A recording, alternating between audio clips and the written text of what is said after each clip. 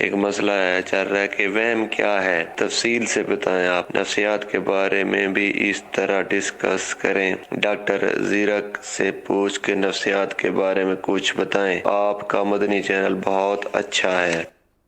کیا ہے وہم کیا ہے؟ وہم کیا ہے؟ جی ڈاکٹر وہ زیرک کہتے ہیں وہم کا علاج تو حکیم لقمان کے پاس بھی نہیں تھا، یہ بھی ایک بات کہی جاتی ہے۔ جی وہم ظاہر ہے کہ اس کو اگر دوسرا لفظ وسوسے بھی ہے کہ ذہن میں جو ہمارے خیالات آتے ہیں، اور ذہن میں ہمارے جو اگر ماہرین نفسیات کے حوالے سے دیکھا جائے تو ہماری کتابوں میں لکھا ہے کہ انسان کے ذہن میں آٹومیٹکلی اپنے طور پر، مطلب جو کتابوں میں لکھا ہے اس کا وہ عرض کر رہا ہوں کہ اپنے طور پر ہر وقت جو ہے نا خیالات آتے رہتے ہیں۔ اب اس میں سے اکثر خیالات جو ہے وہ ہم ان کو یا اللہ آواز چلی گئی، وہ ہم آواز نہیں آ رہی ڈاکٹر زیرک صاحب کی۔ ڈاکٹر زیرک صاحب کی آڈیو پرابلم ہو گیا ہے۔ میں جو ان کی بات کو سمجھا ہوں وہ کچھ یوں ہے کہ ایک سپاہی کے بارے میں لکھا ہے کہ ایک سپاہی کسی جگہ ڈیوٹی دے رہا تھا تو وہ ہر وقت اس کو یہی وہم ہوتا تھا کہ یہاں سے فلاں چیز لگ جائے گی، یہاں سے فلاں چیز لگ جائے گی، یوں آ جائے گا تو گولا لگ جائے گا، تو گولی لگ جائے گی، تو یوں گر جاؤں گا تو یہ ہو جائے گا۔ یہ اسی میں پریشان رہتا تھا۔ ایک دن اس کو خیال آیا کہ میں اتنے سالوں سے یہاں ڈیوٹی دے رہا ہوں، اب تک تو ایسا ہوا ہی نہیں ہے، تو جو ہوا ہی نہیں ہے تو میں اس کے بارے میں غور کر کے کیوں اپنے آپ کو وہ پریشان کروں۔ تو یہ سوچ کر اس کی وہ پریشانی دور ہو گئی۔ اسی طرح ایک خاتون کو بڑی پرابلم ہوتی تھی کہ وہ جب بھی گھر سے باہر نکلتی تھی اس کو یہی وہم ہوتا تھا کہ میرے گھر میں آگ تو نہیں لگ گئی ہے، گھر میں یوں تو نہیں ہو گیا، بچے گر تو نہیں گئے ہیں، فلاں چیز تو نہیں ہو گئی ہے، کوئی چور تو نہیں آ گیا ہوگا۔ یہی چیز اس کے ساتھ بیچاری ساتھ لگی رہتی تھی۔ پھر اس کو دو چیزوں کا احساس پیدا ہوا۔ ایک تو یہ کہ جو اللہ چاہے گا وہی ہوگا، اس سے اس کو کافی تسلی ہو گئی کہ جو اللہ چاہے گا وہی ہوگا، بس اللہ سب بہتر فرماتا ہے، اللہ سب بہتر فرماتا ہے، جو اللہ چاہے گا وہی ہوگا۔ ایک بات تو یہ ہوئی۔ دوسری بات یہ ہوئی کہ اتنا میں سوچتی ہوں آج تک ایسا ہوا تھوڑی ہے۔ ہم لوگ وہ چیزیں سوچ رہے ہوتے ہیں کہ جن چیزوں کے واقع ہونے کے ہماری زندگی میں کوئی واقعات ہی کوئی ایسے خاص نہیں وہی ہوتے، بس سوچ ہی رہے ہوتے ہیں۔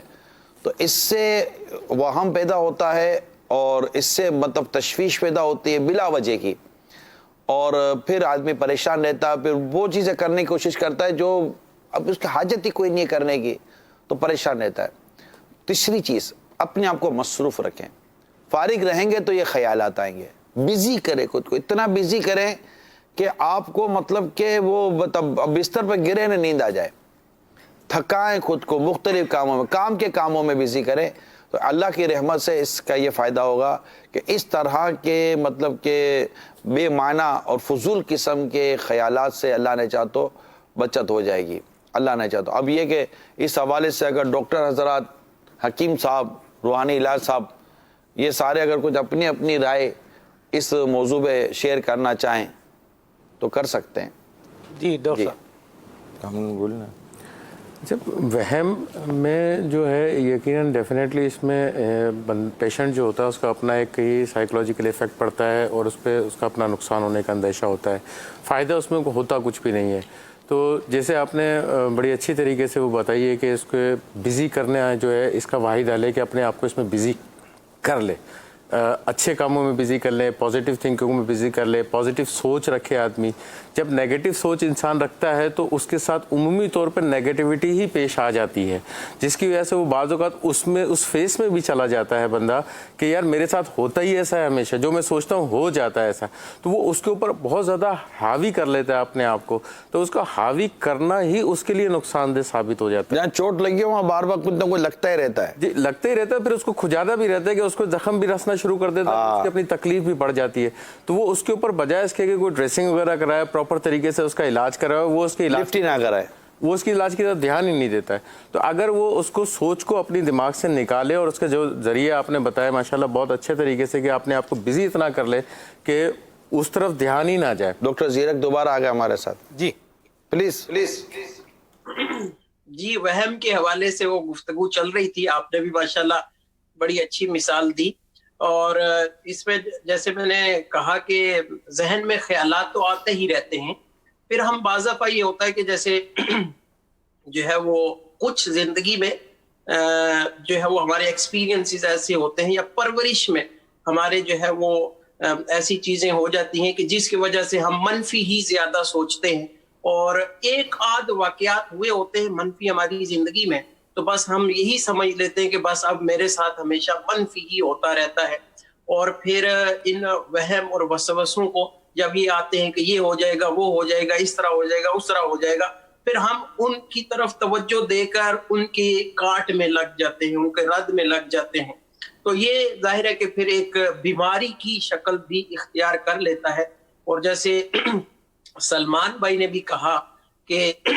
ایک ڈس آرڈر ہے سائیکائٹری میں، جنرلائزڈ اینگزائٹی ڈس آرڈر، کہ بس یہ خواہ مخواہ میں وسوسے آنا، اس کا واقعتاً ہمارے پاس بھی کوئی ایسا حل موجود نہیں ہے، تو اس کے لیے بہترین جو آپ نے مدنی پھول ارشاد فرمائے وہ، اور ہمارے دین اسلام کی تعلیمات، اور بالخصوص اس میں جو ہے وہ میں یہاں پہ یہ بھی تذکرہ کروں گا کہ منہاج العابدین میں امام غزالی رحمۃ اللہ تعالی علیہ نے یہ خواطر، یعنی انسان کے ذہن میں آنے والے جو سوچے ہیں یا دل میں آنے والے جو سوچے ہیں، اس پر بڑا نفیس کلام کیا ہے آپ نے، وہ بھی میں مشورہ دوں گا کہ ہر کوئی پڑھے اسے۔ اللہ تعالیٰ آپ کو جزائے خیر عطا فرمائے۔ اور اس میں ایک قدم میں آگے بڑھ کے کہوں گا کہ وہم کے بعد ایک اور بیماری ہمارے یہاں جگہ بنا لیتے، شک ہے۔ اگر خدا نہ خاصہ بندہ شکی مزاج ہو جائے نا، اور ہر چیز میں شک کرنے لگ جائے، تو پھر اس کی زندگی اتنی دشوار، اتنی مشکل ہو جاتی ہے کہ اللہ کی پناہ۔ وہ اس کو دفتر میں شک ہوتا ہے، کوئی ہل رہا ہو تو شک ہوتا ہے، کوئی اس کو دیکھ رہا ہو تو شک ہوتا ہے، معاذ اللہ ثم معاذ اللہ۔ پھر اس کو اپنی ماں، بہن، بیوی، بیٹیوں سب میں شک کی زندگی میں ہی وہ مبتلا ہو جاتا ہے، اور پھر اس کو اگر سمجھاؤ نا تو اس شک کو غیرت کا نام دیتا ہے۔ دیکھیے، ایک غیرت وہ ہے جسے اللہ تعالیٰ پسند نہیں فرماتا۔ یہ امام غزالی رحمۃ اللہ تعالیٰ علیہ نے حدیث پاک کے تحت یہ بیان کیا ہے احیاء العلوم کی 2 جلد میں، کہ وہ غیرت جو اللہ کو پسند نہیں ہے، یہ وہ غیرت ہے جس کی وجہ سے تم اپنی عورت پر تہمت باندھ دیتے ہو، اور اس سے عورت داغدار ہو جاتی ہے، کہ جبکہ آپ کے پاس سوائے وہم اور شک کے اور نیگیٹیوٹی کی اور کوئی بات نہیں ہے۔ بھائی اگر فون نہیں اٹھا، وقت پر کوئی نہیں آیا، دروازہ وقت پر نہیں کھلا، یا گھر آنے میں خدا نہ خاصہ تاخیر ہو گئی، کچھ بھی ایسی چیز ہو گئی ہے، تو آپ مثبت سوچے نا، اچھا سوچے، منفی کیوں سوچتے ہیں؟